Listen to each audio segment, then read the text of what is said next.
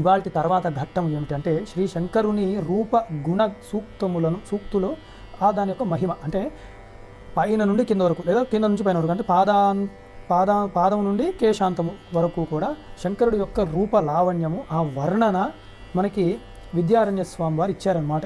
ఈ యొక్క సర్గలోనే ఒక ఘట్టం లాగా చాలా అనేకమైన శ్లోకములు ఉన్నాయి, 60 దాకా ఉంటాయి. ఇవాళ కొన్ని చెప్పుకునే ప్రయత్నం చేద్దాం, వచ్చే వారం మిగతావి పూర్ణం చేసుకుందాము. అయితే శంకరుడు అయితే ఇక్కడ మనం ఎందుకు అర్థం చేసుకోవాలి, ఎందుకు ఇలా ఇచ్చారంటే, ఒకటి కళ్ళతో శంకరుల్ని మనం ఎలా దర్శించుకోవాలి, వారి రూపం ఎలా ధ్యానం చేయాలి, వారి స్మరణ ఎలా చేయాలి అన్నది ఇదిగోండి ఈ ఘట్టాలు చదివినప్పుడు మనకు తెలుస్తుంది. రెండవది గురువు యొక్క ధ్యానం. మనం గురుగీతని దాటే వచ్చాం అంటే అంటే వదిలేసాను కాదు, గురుగీతని చక్కగా చదువుకొని మంచిగా మనం దానిలో ఉన్న మంచి విషయాలన్నీ తెలుసుకుని గురు ధ్యానం యొక్క మహిమ కూడా అక్కడ తెలుసుకొని మనము ఈ శంకరుల యొక్క చరిత్రలోకి మనం వచ్చాం. కాబట్టి అక్కడ గురు ధ్యానం చేయాలి, గురువుని ధ్యానం చేయాలి, గురు పూజ చేయాలి, గురు పాదములు మహిమ, గురు ముఖము మహిమ ఇవన్నీ చెప్పారు. అసలైన మన జగద్గురువులు ఎలా ఉన్నారో మనం ఇక్కడ చూస్తే ఈ స్వరూపముగానే ఆ పరంపరలో వచ్చిన ప్రతి గురువుల్ని కూడా మనము అలాగే ధ్యానం చేసుకుంటూ ఉండొచ్చు. అందుకే ఈ యొక్క ఘట్టం చాలా ముఖ్యమైనది. 1-2 సార్లు తెలుగు అనువాదమైన కొంచెం మనం చదువుకుంటూ ఉండాలి అని చెప్తూ శంకరుడి యొక్క రూపగణములు అవన్నీ చెప్తూ గుణములన్నీ చెప్తూ 34వ శ్లోకం నుంచి ప్రారంభమైనది ఘట్టాలు. వరమే నమవాప్యభేజిరే పరభాగం సకలః కల అపి సమవాప్య నిజోచితం పతిం కమనీయా ఇవ వామలోచనాః అని చెప్పి అసలు శంకరుడి యొక్క వర్ణన చెప్తున్నారన్నమాట. అది ఎలా ఉన్నది అంటే సర్వము ప్రతి ఇది ఇంకా ఎప్పుడు చెప్తున్నారు, శంకరుడి యొక్క వైభవము కనకధార జరిగిన తర్వాత అందరూ చూస్తున్నారు. ఎవరు ఆ చిన్న వటు, ఎవరు విద్యామూర్తి అని తెలుసుకున్నాము, ఆ పాండిత్యం అర్థమైంది. ఇప్పుడు ఐశ్వర్యమూర్తిగా కూడా చూస్తున్నామే. తర్వాత దిగ్విజయాలు శక్తిమూర్తి వచ్చారు, ఆయన కూడా 3-ముగ్గురు అమల పనులు చేస్తున్నారు. ఆయన ఆ విద్య, ఐశ్వర్యము, శక్తి అన్నీ కూడా అదొక గొప్ప సమన్వయం అన్నమాట. అలాంటి వారు ఎవరు అని చెప్పి అందరూ వెతుకుతున్నారనమాట. ఈయననేనా శంకరుడు, ఈయననేనా అంత కార్యం చేసి ఇంత చిన్న పిల్లవాడు చేశాడా అన్నట్టు. కానీ అందరూ కూడా ఆయన్ని చూస్తున్నారనమాట. వారి కళ్ళు అప్పగించేసి చక్కగా చూస్తున్నారనమాట ఆయన ముఖం ఎట్లా ఉన్నది అన్నట్టు.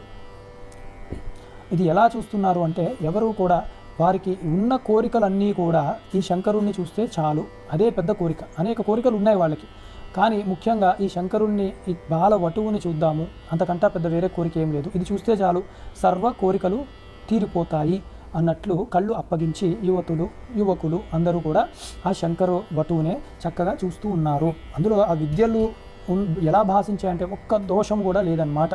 విద్యాస్వరూపుడేనా అన్నట్లు ఉన్నాడు ఆ బాలవటువు శంకరుడు. సర్వ కళలు ఆయనలో భాషిస్తూ ఉన్నవి. అందుకని ప్రతి అడుగు, ప్రతి నడవడి, ప్రతి మాట అసలు ఎలా చూస్తున్నాడు ఆయన, చేతులు ఎలా కలుపుతున్నాడు, ఇలా అందరూ కూడా ఆయన్నే గమనిస్తూ కూర్చున్నారన్నమాట.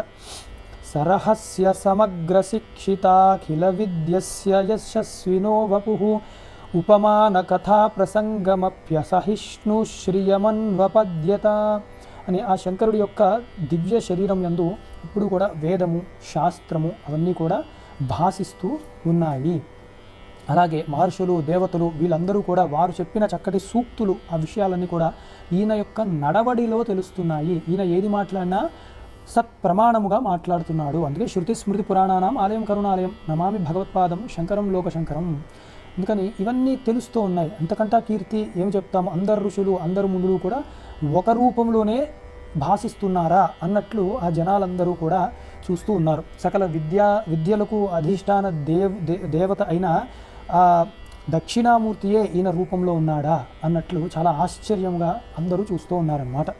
ఆయన రూపము లావణ్యం అంటే రూపముగా చాలా అందముగా ఉన్నది. దానికి తోడు గుణములు ఇంకా గొప్పగా ఉన్నాయి. అందుకని ఏది చూడాలి అన్నట్టు మైమర్చిపోతున్నారు అందరూ.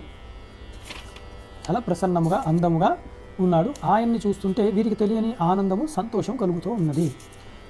అలాగే జయతి స్మ సరోరుహ ప్రభా మదకుంఠీకరణ క్రియాచరణం ద్విజరాజకరోపలాలితం పదయుగ్మం పరగర్వహారిణః అని ఆ శంకరుల యొక్క దివ్య పదకములములను గురించి చెప్తున్నారన్నమాట. అది అద్వితీయమైన పాదములవి, గురుత్వాన్ని స్పష్టముగా చూపిస్తూ ఉన్నవి. ఎంత అందముగా ఉన్నాయో, ఎంత తెల్లగా, ఒక మల్లె పువ్వులు రేకులలాగా అంత తెల్లగా ఉన్నాయంటే శుద్ధమైన నడవడి కలిగిన వాడు అని చెప్పే ఉద్దేశం ఇక్కడ. చెప్తూ ఆయన అడుగులు వేస్తూ ఉంటే కూడా స్ఫటికములాగా ఉన్నాయి. ఎంత సుకుమారుడు, ఎందుకు 6.5 ఏళ్ళు ఇంచుమించు లేదా 7 ఏళ్ళ దగ్గర ఉన్నవాడు, చిన్న బాలుడు, ముచ్చటగా ఉన్నాడనమాట. అన్ని విద్యలు అంటే మన పిల్లలే ఒకటి ఏదైనా చెప్పున అయినా ఒక శ్లోకాన్ని బలవంతంగా బట్టి కొట్టించామనుకోండి, వాడు చెప్తుంటే ఎంత ముడిచిపోతావు 10 సార్లు అడుగుతూ ఉంటాం. అట్లా కూడా కాకుండా సహజముగా విద్యామూర్తి అయిన శంకరుడు అలా నడుచుకుంటూ వెళ్తూ చక్కగా అవన్నీ వేద మంత్రములను అవన్నీ చదువుతూ ఉంటే ఇంక అందరికీ కూడా ఎంతో ఆనందాన్ని కలిగిస్తూ ఉన్నది. ఆయన అడుగు వేస్తున్నప్పుడు ఆ తెల్లటి కాలు పడుతోంది, పడినప్పుడు ఆ ప్రెషర్ వల్ల ఎరుపు వస్తుంది అనమాట. ఒకసారిగా తెల్లగా ఉంది అనిపిస్తుంది, ఒకసారిగా ఎరుపు రంగు కనపడుతూ ఉందన్నమాట. తెలుపు రంగు ఎప్పుడూ కూడా శివుడికి, ఎరుపు రంగు ఎప్పుడూ కూడా అమ్మవారికి అనమాట. అంటే అలా ఉన్నా కూడా విద్యా రూపంలో, శక్తి రూపంలో, ఐశ్వర్య రూపంలో అమ్మవారు ఆయనలోనే ఉన్నది అని. అందుకని సర్వులు కూడా ఆయన్ని పూజిద్దామా అన్నట్టే చూస్తున్నారు, ఆయన పాద పద్మములనే చూస్తూ మనసులో నమస్కరిస్తూ ఉన్నారు.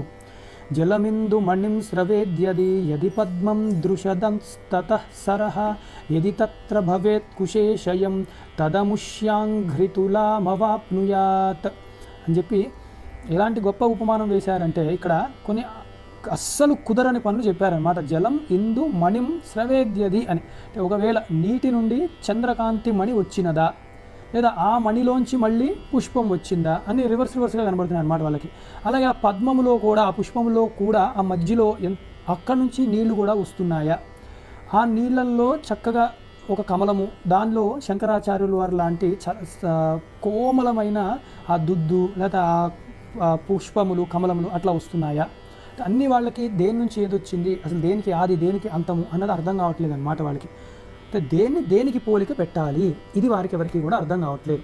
అంటే విడివిడిగా చూసినప్పుడు జలము, సాగరము అన్నది కూడా ఎప్పుడూ కూడా చాలా గొప్పగా ఉంటుంది, అందరూ కూడా ఆహ్లాదకరంగా ఆనందిస్తూ ఉంటారు. చంద్రకిరణములు అలాగే ఉంటాయి. అలాంటి జలములు ఒకవైపు, సాగరములు పైన చల్లని పూర్ణ చంద్రుడు, అందులో శరత్కాలంలో ఉన్న చంద్రుడు తెల్లగా ఉంటాడు, ఆ చంద్రకిరణములు ఈ జలములో పడుతూ ఉన్నాయి. ఎంతో అందంగా ఉంటుంది దృష్టి, అంటే ఆ ఒక దృశ్యం. అందులో మళ్ళీ పద్మములు వికసించాయి. అసలు దేనికి పోలిక పెట్టాలి? ఇప్పుడు ఈయన కదులుతూ ఉన్నాడు, సముద్రంలా ఉన్నాడా, కోమలముగా అలా ఉన్నాడా అని అందామా, లేదా ఆ చంద్రకాంతి వలె చల్లని స్పర్శ ఇస్తున్నాడని దాంతో పోలిక పెడదామా, లేదా పద్మము వలె చక్కగా మెత్తగా బాలుడు కదా సుకుమారంగా ఉన్నాడా, అసలు దేనికి పోలిక పెట్టాలి, ఎలా పోలిక పెట్టాలి, ఇవన్నీ కలిపితే శంకరుడు అయ్యాడా అని అందరూ వాళ్ళల్లో వాళ్ళు చూస్తున్నారన్నమాట. ఆ పాదములను చూస్తే అన్ని రకాల భావనలు అందరిలో వస్తూ ఉన్నాయి. పాదౌ పద్మ సమౌ వదంతి కతిచిత్ శ్రీశంకరస్యానఘౌ వక్త్రంచ ద్విజరాజమండల నిభం నైతద్వయం సాంప్రతం ప్రేష్యః పద్మపదః కిల త్రిజగతి ఖ్యాతః పదం దత్తవాన్ అంభోజే ద్విజరాజమండల శతైః ప్రేషైరుపాస్యం ముఖం అని. అసలు ఇది ఒక చాలా గొప్ప మాట అన్నమాట. ఇక్కడ ఏమి చెప్తున్నారు అంటే వీళ్ళు డిస్కషన్ చేసుకుంటున్నారు అన్నమాట. ఈ పండిత వర్గము, భక్త వర్గము, శిష్యవర్గము, సత్వగుణ వర్గం యథార్థాన్ని చెప్పాలంటే వీళ్ళందరూ ఏమనుకుంటారంటే, కొందరు శంకరుడి పాదపద్మములను చూసి అరే ఈ పాదపద్మములకి నమస్కారం చేసుకోవాలి, ఎందుకంటే పాపములన్నీ పోతాయి, అందుకని ఆ చాలా గొప్పవి అవన్నీ అని కొందరు అంటున్నారు. ఇంకొందరు ఏమంటున్నారు, అట్లా కాదండి పాదముల్ని పద్మములు అంటున్నారా మీరు, లేదా ముఖముని పద్మం అనాలా, అంటే ముఖ పద్మము అనాలా, దేని పద్మం అనాలి, చూడ్డానికి మొత్తం కోమలంగా ఉన్నాడు ఆయన, ఆ శరీరం అంతా, పాద పద్మము అనొచ్చా, ముఖ పద్మం అనాలా, ఈ రెండుగా విభజించిపోయారు అనమాట ఈ పండిత వర్గములు, లేదా ఈ కవి వర్గములు, సత్పురుషులు. ఒకళ్ళు అన్నారు ముఖం పద్మములా ఉన్నది అన్నారు. అయ్యో అట్లా అనలేమండి, ఎందుకు అంటే తర్వాతి ఉత్తరోత్తర కాలములలో ఆయనకు శిష్యుడు వస్తాడు, అంటే ఇదంతా కవి కదా, క్రాంతదర్శి, అందుకని రానున్న కాలాన్ని ఉద్దేశించి చెప్తున్నారన్నమాట. అట్లా అని పద్మపాదుడని ఒక శిష్యుడు వస్తాడు రానున్న కాలంలో. ఇప్పుడు మరి ఆయన పద్మములు ఎందుకు కాలు పెట్టి వెళ్ళాడు కదండి, అందుకు పద్మపాదుడు అన్నారు కదా, ఆయన శిష్యుడు అలాగ పద్మములు ఎందుకు కాలు పెట్టాడు కదా, పోలిక బాగోదండి, అందుకని అట్లా అనకండి, పాదములనే పద్మం అనండి అని కొందరు అండం.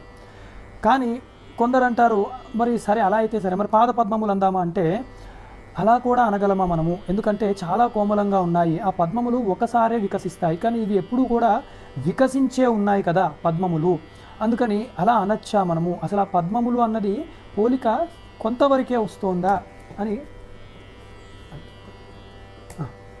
అలాగా అని చెప్పి కూడా కొందరు అనుకుంటున్నారన్నమాట.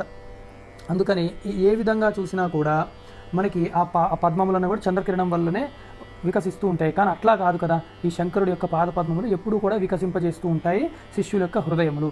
కాబట్టి ఏ పోలిక పెడదాము అని వాళ్ళు తర్జన భర్జనాలు చేస్తున్నారు. తర్వాతది ముహుస్సతో నైజం హృదయ కమలం నిర్మలతరం విధాతుం యోగీంద్రాః పదకమలమస్మిన్ నిదధతి దురాపాం శక్రాద్యైర్వమతి వదనం యన్న వసుధాం తతో మన్యే పద్మాత్ పదమధికమిందోశ్చ వదనం. యోగులు కూడా నిరంతరము తమ తమ అంతఃకరణంలో హృదయములలో కూడా చక్కగా శంకర జగద్గురువుల యొక్క పాద పద్మములను వారి హృదయంలో నిలిపేలాగా ప్రయత్నము చేస్తూ ఉన్నారు, అంటే స్మరిస్తూ ఉన్నారు. అయితే ఇది శంకరుడి యొక్క ముఖాన్ని చంద్రుడితో పోల్దామా అని వాళ్ళు కూడా అనుకుంటున్నారన్నమాట. కానీ అది కూడా కుదరదండి. ఎందుకంటే చంద్ర కళలు రోజు రోజుకి తగ్గుతున్నాయి, తర్వాత ఏమో పెరుగుతున్నాయి. కానీ శంకరుడి యొక్క పాద పద్మముల యొక్క చక్కటి కిరణములు ఎలా ఉన్నాయి, ఆ శోభ ఎలా ఉన్నది అంటే ఎప్పుడూ కూడా అలా చక్కగా వికసిస్తూ నిండుగా పూర్ణముగా వారు అమృతముని ఇస్తూ ఉన్నారు. అందుకని అంటే వారి పాదముల్ని ధ్యానించగా అమృత తత్వాన్ని ఎప్పుడూ పూర్ణముగానే ఇస్తున్నారు. కాబట్టి మనం అలాంటిది పోలిక పెట్టలేమండి. చంద్రుడిలా ఉన్నాయి, పద్మాలలాగా ఉన్నాయి, ఇలాంటి పోలికలు ఎప్పుడు కూడా కుదరదు అని చెప్పి వారు కూడా అంటున్నారన్నమాట.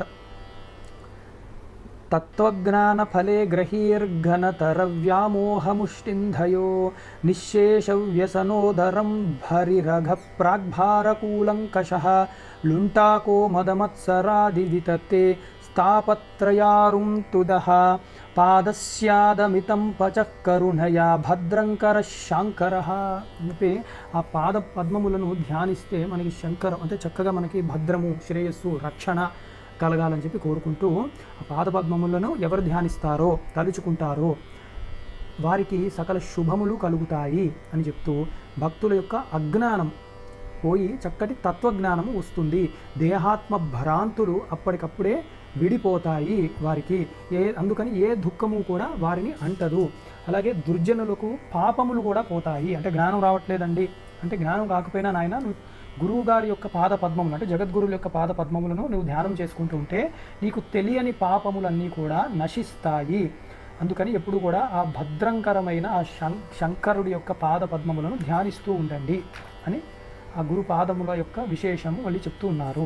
పాదాఘాత స్ఫోట వ్రణకినిత కార్తాతిక భుజం ప్రఘాణవ్యాఘాత ప్రణత విమతద్రోహాభిరుద్ధం పరం బ్రహ్మైవాసో భవతి తత ఏవాస్య సుపదం గతాపస్మారార్తీన్ జగతి మహతోద్యాపితనుతే. ఇక్కడ కూడా శివభక్తుల్ని తలుచుకుంటూ ఈ 41వ శ్లోకంలో చెప్తున్నారు. ఏమన్నారు అంటే పదాఘాత స్ఫోట వ్రణకినిత కార్తాతిక భుజం ప్రఘాణవ్యాఘాత ప్రణత విమత ద్రోహ విరుదం పరం బ్రహ్మైవాసౌ భవతి తత ఏవాస్య సుపదం గతాపస్మారార్తీన్ జగతి మహతోద్యాపి తనుతే అని చెప్పి చాలా గొప్పగా ఏం వర్ణిస్తున్నారంటే ఒకానొక సమయంలో ఈ మార్కండేయుడిని ఏమైంది, ఆయన భయపడుతూ ఉన్నాడనమాట. అంటే వారి తల్లిదండ్రులు భయపడుతున్నారు యథార్థానికి. అయ్యో మార్కండేయుడికి ఆయుష్ లేదే అన్నప్పుడు వారి తల్లిదండ్రులు నీవు శివుణ్ణి ఆరాధించు అని చెప్పగా తను చక్కగా శివారాధన చేసుకుంటూ నిత్యము కూడా ఆ శివ ధ్యానంలో ఉండగా ఒకానొక సమయంలో ఆ యముడు మార్కండేయుడిని తీసుకువెళ్దామని రాగా శివుడి ఒక కాలుతో తన్ని ఆ యముణ్ణి కూడా సంహరించి ఉన్నాడు. అంత గొప్ప పాదము శివ పాదములు అంటే మృత్యువు నుండి కాపాడాయి అని చెప్తున్నారన్నమాట. అట్లాగే అలాంటి గొప్ప పాదములే ఈ శంకర వటువు యొక్క లేదా జగద్గురు శంకరాచార్యుల వారి యొక్క పాద పద్మములు కూడా. ఎంతోమంది మహర్షులు, జ్ఞానులు లేదా సంసార సాగరం నుండి బయటికి పడాలనుకున్న వాళ్ళు వీరందరూ కూడా ఆ శుభప్రదమైన ఆ కైలాసవాసి అయిన ఆ మృత్యుంజయుడైన ఆ శంకరుడి పాద పద్మములనే ఎప్పుడో ఆ పాదములు కనపడ్డాయి, ఎప్పుడో మార్కండేయ చరిత్రప్పుడు మళ్ళీ ఇప్పుడు మేము చూడగలుగుతున్నాము అని చక్కగా ఆనందిస్తూ ఆ పాదములను వారి హృదయ కమలముల యందు ధ్యానిస్తూ ఉన్నారు.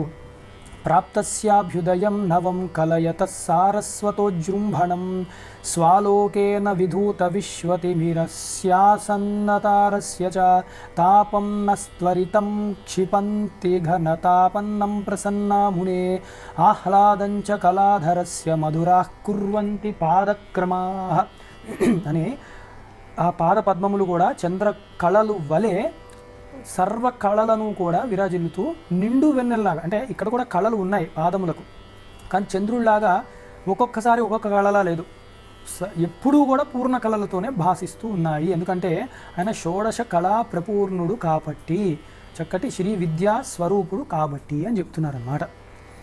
నతిధిర్ధత్తే ముక్తిం నతముత పదం వేత్తి భగవత్ పదస్య ప్రాగల్భ్యా జగతి వివదంతే శృతివిదః వయంతు బ్రూమస్తద్భజనరత పాదాంబుజరజః పరీరంభారంభః సపది హృది నిర్వాణ శరణం. ఇది చాలా గొప్పదన్నమాట. ఇక్కడ మళ్ళీ పండిత వర్గం కూర్చొని చర్చించుకుంటున్నారు భక్తులు. అసలు ఈ శంకరాచార్యులు వారు వస్తున్నప్పుడు ఆ పాదములను నమస్కారము చెయ్యాలా, అంటే గురువుగారి పాదములు కనపడి వెంటనే మనం నమస్కారము చెయ్యాలి అని ఒకళ్ళు.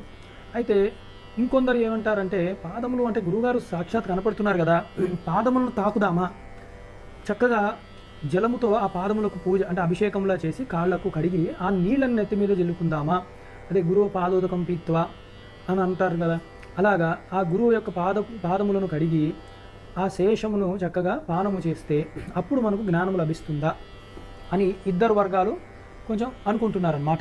ఏది ఉత్తమమైనది అని.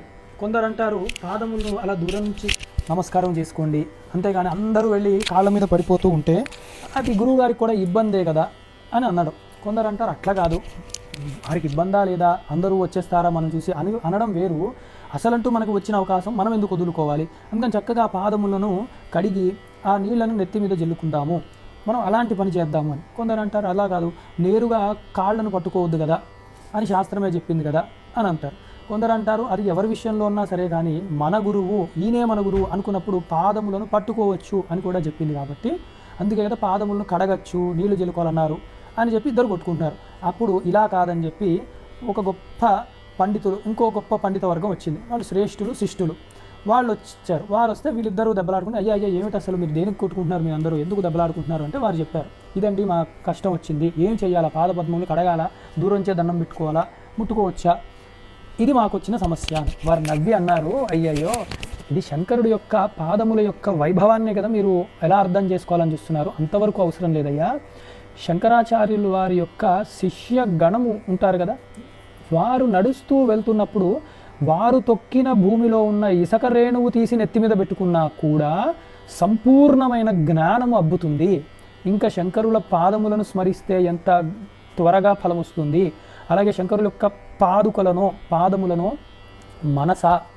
మనము వాటికి ఇలాగ నీటితో అభిషేకం చేస్తున్నట్టు, ఆ నీటిని శిరస్సు మీద జల్లుకున్నట్టు, ఆ శేషముని మనం పానము చేస్తున్నట్టు, ఇంకా వారు అలా ధ్యానం చేస్తే ఇంకా మనము దానికి వచ్చే ఫలాన్ని మనం ఎవరం కూడా చెప్పలేము అని చెప్పి వీరందరూ కూడా ఆ నిర్ణయం చేసి వెళ్ళారు అని చాలా గొప్ప భావన అన్నమాట. ధవళాంశు కపల్లవావృతం విలలాసోరుయుగం విపశ్చితః అమృతార్ణవఫేన మంజరీ చురితైరావత హస్తశక్తి భృత్. శంకరుల యొక్క రెండు పొడవైన సుకుమారమైన తొడలు, అంటే ఇప్పుడు పాదములు అయ్యాయి కదా, ఇప్పుడు ఆ కాళ్ళు అనమాట, తొడలు కొంచెం పై భాగాన్ని వర్ణిస్తూ అవి ఎలా ఉన్నాయంటే చిన్న పిల్లవాడు, ఇప్పుడు బ్రహ్మచారి అంటే ఎలా ఉంటాయంటే అప్పుడు కూడా చిన్న కౌపీనం లాంటిది కొంచెం చిన్ని వస్త్రం కట్టుకొని ఉన్నాడనమాట. ఆయన మల్లె పువ్వుల్లాగా తెల్లటి కాళ్ళు కోమలంగా ఉన్నాయన్నమాట. వారి యొక్క ఆ తొడలు, ఆ భాగములు అవన్నీ కూడా అంటే పాదము నుండి కేశము వరకు కూడా ధ్యానము అలవాటు చేస్తున్నారు విద్యారణ్య స్వామి మనకి. అవి ఎలా ఉన్నాయి అంటే అమృత సాగరము యొక్క నురుగు ఎలా ఉంటుందో తెల్లగా అంత స్వచ్ఛముగా శుద్ధముగా ఉన్నాయి.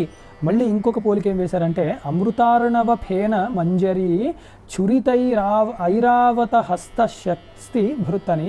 ఐరావతం ఇంద్రుడి యొక్క ఏనుగు తెల్లగా ఉంటుంది, అది దాని యొక్క తొండము ఎలా ఉంటుందో అలాగా, అంటే బలముగా చక్కగా ఉంది, అంటే సన్నగా పీలగా అట్లా కాకుండా చక్కగా బలముగానే తిట్టగా ఉన్నది, దివ్యముగా ఉన్నది అని చెప్పే ఉద్దేశం ఇక్కడ. అమృత మథనంలో వచ్చే నురగా, అలాగే ఐరావతం యొక్క తొండము ఎలా ఉన్నది అని చెప్పే ఉద్దేశంలోనే మల్లె పువ్వు వలె వర్ణము అని చెప్పడంతోనే దివ్యముగా శుద్ధముగా సాత్వికముగా ఉన్నాయి, కోమలముగా ఉన్నాయి అని చెప్పే ఉద్దేశం. అలా ధ్యానం చేయాలి.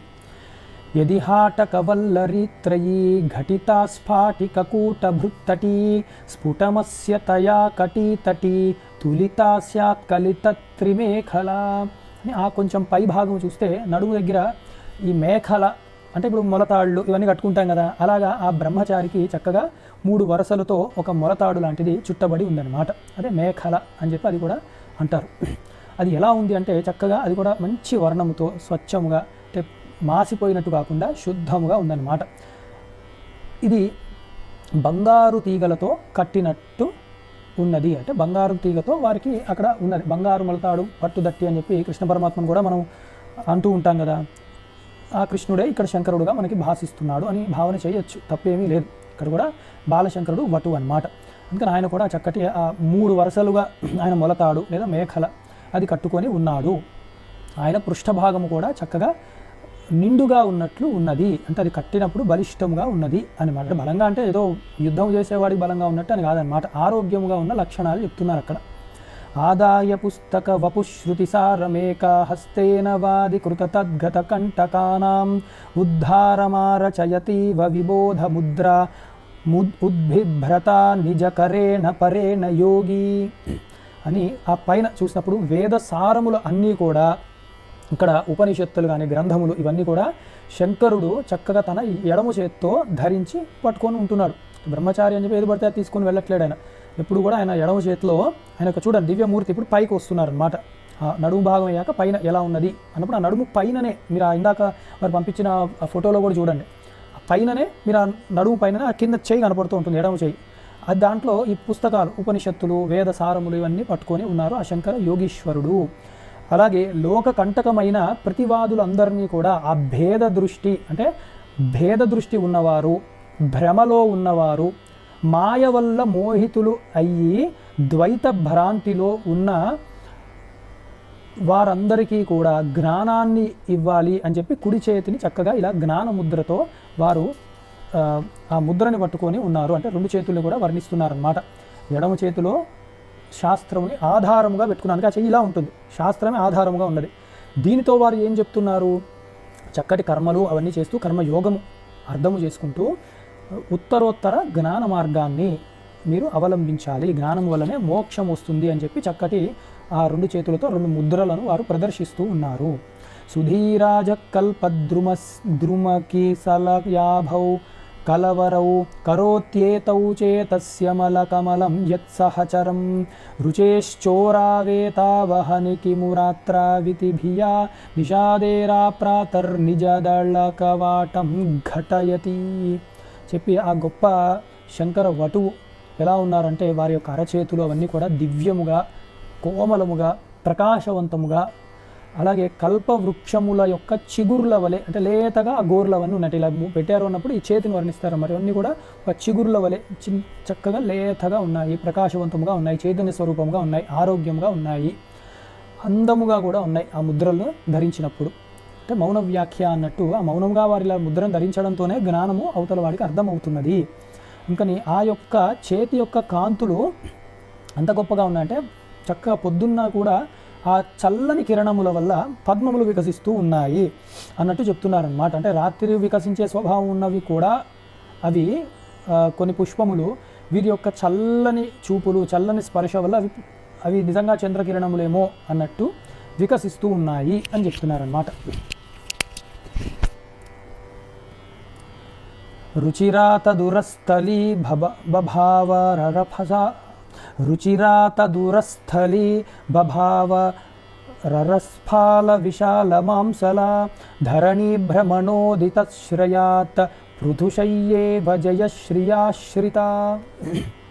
ఆ శంకరుడు యొక్క విశాలమైన గుండె అంటే సార్ ఇలా ఉన్నప్పుడు శంకరుడు ఇప్పుడు ఈ భాగాన్ని చెప్తున్నారు. ఆ వక్షస్థలమును చూస్తూ చక్కగా విశాలముగా ఉన్నది, ఆరోగ్యంగా ఉన్నది. విశాలంగా ఎప్పుడు ఉంటుంది, చక్కగా వారు ఊపిరిలు అవి సరిగ్గా తీసుకుంటూ మంచి మనసు, విశాలమైన మనస్సు అంటే హృదయము ఈ బయట బాహ్యంగా శరీరం చెప్తున్నా విశాలమైన మనస్సు అంటే చక్కగా దయాస్వరూపుడు అని చెప్తున్నారు అన్నమాట. అంటే మనోహరముగా ఉన్నది, చక్కగా ఆరోగ్యంగా కూడా ఉన్నది ఆ యొక్క వక్షస్థలము. అయితే దీన్ని ఒక పోలిక పెట్టారన్నమాట. ధరణి భ్రమణోదిత్రశయాత్ పృథుశయ్యేవ జయశ్రియాశ్రిత అని ఎంత గొప్ప పోలిక ఇచ్చారు అంటే విద్యారణ్య స్వామి. ఈ విజయలక్ష్మి ప్రపంచం అంతా తిరుగుతూ ఉందంట. నిజంగా ఎవరికైనా విజయము అన్నది కలుగుతోందా అసలు ఈ కాలంలో? తిరిగి తిరిగి అలిసిపోయిందంట. ఆ అలిసిపోయిన విజయలక్ష్మి వచ్చి ఈ శంకర వటువు యొక్క వక్షస్థలం యందు ఆహా ఇక్కడ మాత్రమే విజయములు నిలబడతవి అని చెప్పి ఇక్కడ విశ్రాంతిని పొందినది ఆ విజయలక్ష్మి అని చెప్పి చక్కటి భావనను ఇచ్చారనమాట. అంటే రాను అన్ని దిగ్విజయములే కాబట్టి ఆ విజయలక్ష్మి రెస్ట్ తీసుకున్నది. ఇంకా అప్పుడు శంకరుడే కదా అన్ని జయములను కలిగిస్తూ ఉంటాడు. అది అన్నమాట ఆయన సంకల్పములు కూడా విజయాన్ని కలిగించేవి కాబట్టి ఆ అమ్మవారు యొక్క కరుణ ఈ వటువు యందు ఉన్నది అని చెప్తున్నారన్నమాట. పరిఘ ప్రతిమాపహారిణౌ శుశుభాతే శుభలక్షణౌ భుజౌ బహిరంతరశత్రు నిగ్రహే విజయస్తంభ యుగీ ధురంధరౌ. ఇవి తర్వాత శంకరుల యొక్క భుజములను వర్ణిస్తున్నారు. ఎలా ఉన్నాయి అవి అంటే చాలా బలముగా పొడవుగా, అంటే ఆజానబాహులు అంటారు. ఈ కాలంలో ఏమో చూడగలమో లేదో తెలీదు. అంటే భుజములు ఆ చేతులు మోకాళ్ళకి అంటుతాయా అన్నంతగా పొడుగ్గా ఉంటాయి. అంటే కూర్చున్నప్పుడు కాదు, నించున్నప్పుడు ఉండాలి అట్లా. అందుకని అలా పొడవాటి చేతులు, అంటే చక్కటి దీర్ఘమైన కర్మలు చేయడము. ఆ కర్మములు చక్కగా అందరికీ అంటుతాయి. అంటే అంటుతాయి అంటే అందరికీ కూడా చేరతాయి ఆ సత్కర్మలు. అది చెప్పే ఒక గొప్ప ఉపమానం అన్నమాట. దీర్ఘబాహువులు, ఆజానుబాహువులు అని చెప్పినప్పుడు అన్నమాట. ఆజానుబాహు అరవింద దళాయతాక్షం రామం నిశాచర వినాశకరం నమామ్యహం అని చదువుతాం కదా. ఆ రామచంద్రమూర్తి వలె ఈ శంకరుడికి కూడా చక్కగా దీర్ఘబాహులు ఉన్నాయి. అంటే ఆ బాహువులు ఎలా ఉన్నాయి అంటే మోకాళ్ళకు ఆనుతున్నాయా అన్నట్టుగా ఆనుతున్నాయి అని ఆజానుబాహువుడు ఆయన. అలాగే చక్కగా శుభలక్షణములతో ఉన్నాయి. శత్రువులను పరిమార్చేటట్టు శత్రువులను పరిమార్చే విధముగా ఆ బాహువులు ఉన్నాయి. అంటే కెపాసిటీ అంటాం కదా, ఆ చేతులను చూస్తే చక్కగా అంటే కండకావరం తిరిగేది ఒకలాగా చూస్తాం మనం. కానీ ఈయన చేతుల్లో ఏమున్నాయి అది మర్చిపోకూడదు. చక్కటి ఉపనిషత్తులు అవి ఉన్నాయి, జ్ఞానముద్ర ఉన్నది. అంటే వీటితోనే శత్రువులను ఇంకా ఆయన ఖండిస్తారు, శత్రువుల మీద వారు జయిస్తారు అని తెలుస్తూ ఉన్నది ఆ యొక్క భుజములను చూస్తుంటే. విజయస్తంభముల అన్నట్టు విజయస్తంభ యుగీ ధురంధరవు అని అవి ఒక స్తంభములలా ఉన్నాయి. ఏమిటంటే విజయస్తంభాల్లాగా ఉన్నాయి. అంటే దిట్టముగా స్తంభములను ఆధారం చేసుకునే గృహము యొక్క నిర్మాణం మొత్తం ఉంటుంది. అది అలా ఆగుతాయి. స్తంభములు ఎప్పుడు కదలకుండా ఉంటాయి. అలాగే ఈయన యొక్క విజయములు కూడా కదలకుండా చక్కగా అలా ఉంటాయి, స్థిరముగా ఉంటాయి అని చెప్తూ ఇవన్నీ కూడా మహాపురుషుల యొక్క శరీరం యొక్క అంగముల యొక్క లక్షణములు ఉంటాయి ఇట్లా అని చెప్తున్నారు. ఉపవీతమముష్యదిద్యుతే విసతంతు క్రియమాణ సౌహృదం శరదిందు మయూఖ పాండిమాతిశయోల్లంఘనజాంఘిక ప్రభం అని. ఇక్కడ ఈ బాలబ్రహ్మచారి కదా వటువు ఆయన చక్కటి యజ్ఞోపవీతం ఉంది. అది ఎలా ఉంది అంటే తామర, ఎప్పుడైనా మీరు చూసారో తామర తూడులోంచి కూడా మీకు ఇలా తీగలు వస్తూ ఉంటాయి. అంత సన్నటి వరసలతో ఈయనకి యజ్ఞోపవీతం ఉన్నదన్నమాట. అది ఎలా ఉంది, మళ్ళీ తెల్లగా శుద్ధముగా స్వచ్ఛముగా ఉన్నది అని చెప్తున్నారు. శరత్కాల చంద్రుడి కిరణములలాగా ఉన్నది, తెల్లగా మెరిసిపోతూ ఉన్నది అని చెప్తున్నారన్నమాట. ఇక్కడ ఈ విషయాల్లో మనము ఏం అర్థం చేసుకోవాలంటే అసలు యజ్ఞోపవీతం ఎలా ఉండాలి అన్నది తెలుసుకోవాలి. కొందరు అనకూడదు కానీ ఏదో పురుకోస్తాడంటారు, ఇక్కడ శాంతాడని కూడా అంటారు, ఇంతింత ఉంటాయి. అలాంటి యజ్ఞోపవీతాలు వేసుకుంటున్నారు, ఏమిటో అర్థం కావట్లేదు. అది తెలియదు, నాకు తెలియదు. అంటే మామూలు మనం బ్రాహ్మణులు వేసుకునే యజ్ఞోపవీతాల్లో కూడా ఇంతింత లావు ఉంటాయి అన్నమాట, పెద్ద పెద్దగా ఉంటాయి. అలా ఉండకూడదు, సన్నగా ఉంటాయి. అందుకే వడికినవి ఉంటాయి, అవి కొనుక్కోవాలి, అవి వెతికి పట్టుకోవాలి. ఇవి చాలా చీప్గా ఉంటాయి కొందరు వేసుకునేవి. అలా అనకూడదు కానీ మరి వారికి అవే దొరుకుతున్నాయంటే మనం ఏం చేయలేం. కానీ మంచి చోట్ల వెతుకుతాయి. శంకర మఠాల్లో ఉన్నాయి, కొన్ని మంచి మంచి పూజా స్టోర్స్లో ఉంటున్నాయి. వడికినవి ఇవ్వండి అంటే 25 రూపాయలకో 30 రూపాయలకో ఇస్తున్నారు వారు కూడా. అయితే దీన్ని కూడా శుభ్రంగా ఉంచుకోవాలి. ఎప్పుడు దానికి అసలు ఆ యజ్ఞోపవీతానికి మట్టి ఎందుకు పడుతుందో అర్థం కావట్లేదు. మురికి అయిపోయి ఒక గంగిరెద్దు మెడలో ఏదో తాడు ఉన్నట్టు అలా వేలాడుతూ చిక్కులు పడిపోయి ముద్ద అయిపోయి ఇలా ఉంటున్నారు కొందరు. అది పాపం బాధేస్తూ ఉంటుంది అలాంటి యజ్ఞోపవీతాలు చూస్తే కూడా. అందుకే అలా ఉండకూడదు, స్వచ్ఛంగా ఉండాలి. ఒకవేళ అది మట్టి పడుతోంది, మురికి అయిపోతుంది అన్నప్పుడు శాస్త్రమే చెప్పింది వెంటనే మార్చుకోండి. చక్కగా మంచి తిది ఒకరోజు చూసుకొని చక్కగా యజ్ఞోపవీతాన్ని మార్చుకోవాలి. యజ్ఞోపవీతం ఎప్పుడు కూడా సన్నగా చక్కగా ఉండాలి. అలాగే తెల్లగా శుద్ధ స్ఫటికంలా మెరుస్తూ ఉండాలి, చంద్రకిరణం వలె ఉండాలి అని చెప్తున్నారు అన్నమాట. ఇవాళకి ఇక్కడికి